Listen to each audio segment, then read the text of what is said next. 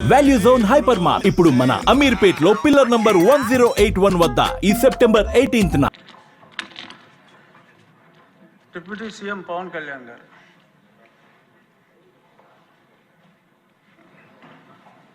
Thank you sir.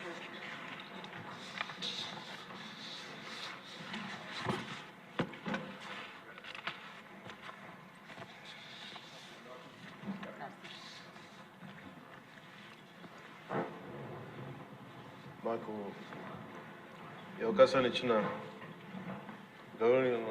గౌరవనీయులైన సభాపతి గారికి కృతజ్ఞతలు తెలియజేసుకుంటూ గౌరవ ముఖ్యమంత్రి గారికి కూడా నమస్కారాలు తెలియజేసుకుంటున్నాను.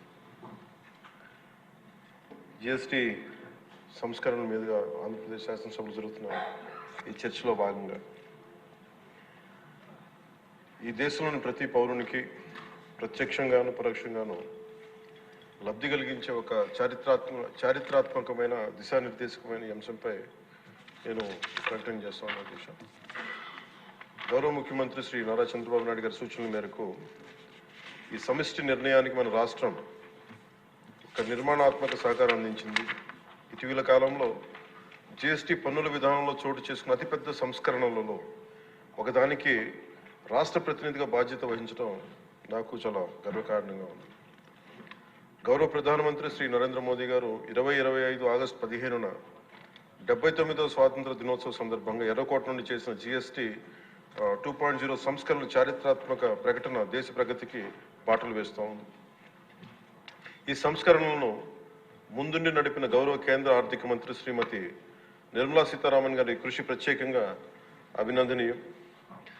జిఎస్టీ మండలి 56వ సమావేశంలో వాటిని ఆమోదించింది. గౌరవ ముఖ్యమంత్రి శ్రీ నారా చంద్రబాబు నాయుడు గారి రాష్ట్ర ఆదాయాలకు ప్రత్యేకించి అనేక సందర్భాల్లో ముఖ్యంగా జిఎస్టీ వచ్చిన తర్వాత గౌరవ ముఖ్యమంత్రి గారు ఒక సందర్భంలో అన్న మాటలు రాష్ట్ర ఆదాయాలకి నష్టం కలుగుతున్నప్పటికీ కూడా సామాన్యుల ప్రయోజనాల కోసం విధానాన్ని మనం బలంగా సమర్థించాలని చెప్పి ఈరోజు వారు కూడా దీన్ని బలంగా సమర్థించారు అధ్యక్షతని. ఎందుకంటే మనకి ఆర్థిక ఆటుపోట్లని చూస్తూ కూడా వచ్చే ఆదాయం తగ్గిపోతున్న జిఎస్టీ సంస్కరణ వల్ల, కానీ దాన్ని ఇంకొకలాగా దాన్ని ఎలా పూడ్చుకోవాలని తెలిసి ఆయన ముందుండి దీన్ని మద్దతు తెలిపినందుకు వారికి నా కృతజ్ఞతలు తెలియజేస్తాను. ఈ చారిత్రాత్మక సంస్కరణలకు మద్దతు తెలిపిన తొలి రాష్ట్రంగా నిలిచింది నారా చంద్రబాబు నాయుడు గారి నాయకత్వంలోని ఆంధ్రప్రదేశ్ ప్రభుత్వం.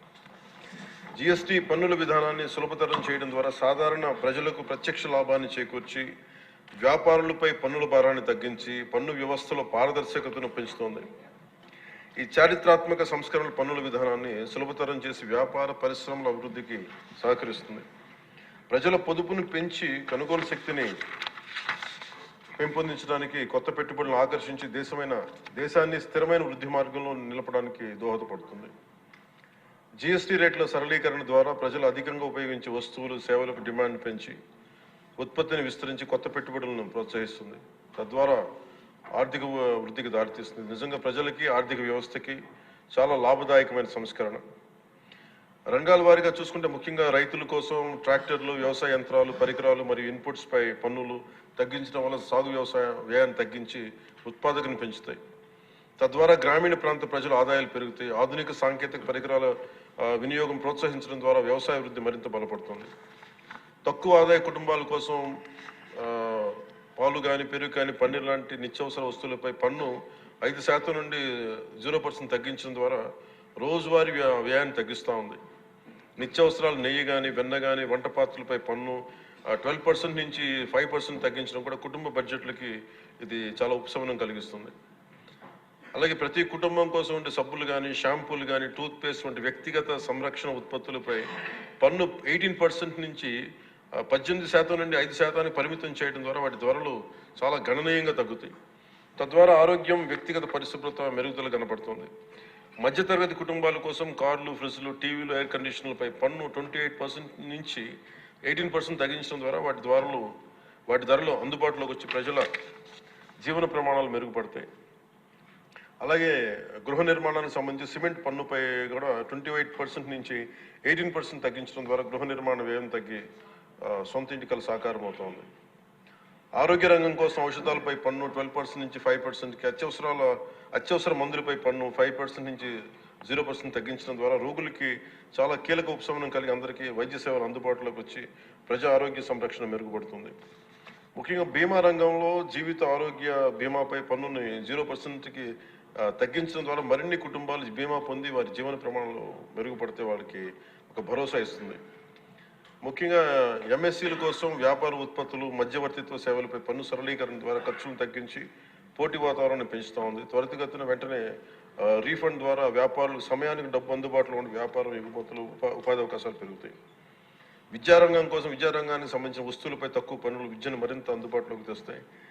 జిఎస్టీ 2.0తో భరోసా. ఈ సంస్కరణ ద్వారా ప్రజల చేతిలో ఉండే సంపద మరింత పెరిగి వస్తువుల వినియోగం పెరగడంతో పాటు నూతన పెట్టుబడులకు ప్రోత్సాహం లభిస్తుంది. తద్వారా ఆదాయ సేకరణ పెరుగుతోంది. వాణిజ్య పరిశ్రమలకి సంబంధించి జిఎస్టీ సంస్కరణ విజయవంతమైన అమలు సహకరించిన అన్ని వాణిజ్య సంస్థలు, వ్యాపార సంఘాలు, పరిశ్రమ సంఘాలకు ఆంధ్రప్రదేశ్ శాసనసభ హృదయపూర్వక కృతజ్ఞతలు తెలుపుతోంది. ప్రజలకు లబ్ధి చేరేలా చేసిన ఈ భాగస్వామ్యం సమగ్ర వృద్ధిలో సాధనలు కీలకం. ఈ అవగాహన కార్యక్రమం ముఖ్యంగా జిఎస్టీ సంస్కరణ లాభాలు ప్రతి కుటుంబానికి చేరుకోవడానికి ఇది ఒక కార్యక్రమం చేపట్టాలని అందరం కోరుకుంటా ఉన్నారు అధ్యక్ష. జిల్లా నుంచి గ్రామ స్థాయి వరకు ఈ అందరికీ తెలిసేలాగా మరింత ఏమేమి తగ్గుతాయి, ఏవి బెనిఫిట్స్ ఉన్నాయి, ఇవన్నీ ప్రజలందరికీ తెలియజేసే ఒక కార్యక్రమం ఖచ్చితంగా రూపొందించాలి. దాని మీద మేము కోరుకుంటా ఉన్నాం. అలాగే ఈ రెవెన్యూ కానీ కమర్షియల్ ట్యాక్స్, పంచాయతీ అధికారులు గ్రామ స్థాయిల్లో ప్రజలకు నేరుగా కలిసి వాళ్ళకి మమేకం వాళ్ళకి ఎలా లబ్ధి చేకూరుతుందో అది కూడా చెప్పగలగాలి.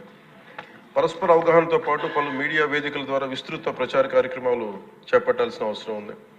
ఈ కార్యక్రమం ప్రధాన లక్ష్యం ప్రతి కుటుంబం జిఎస్టీ సంస్కరణ గురించి తెలుసుకొని వాటిని లాభాలు పొందాలని మనస్ఫూర్తిగా కోరుకుంటూ ఆంధ్రప్రదేశ్ ప్రభుత్వం ఈ చారిత్రాత్మక మార్గదర్శక సంస్కరణలు ఆహ్వానిస్తూ ప్రజల ఆర్థికాభివృద్ధి కోసం వాటి విజయవంతమైన అమలుకు సంపూర్ణ మద్దతు ప్రకటిస్తోంది. థ్యాంక్ యూ అధ్యక్ష. జై.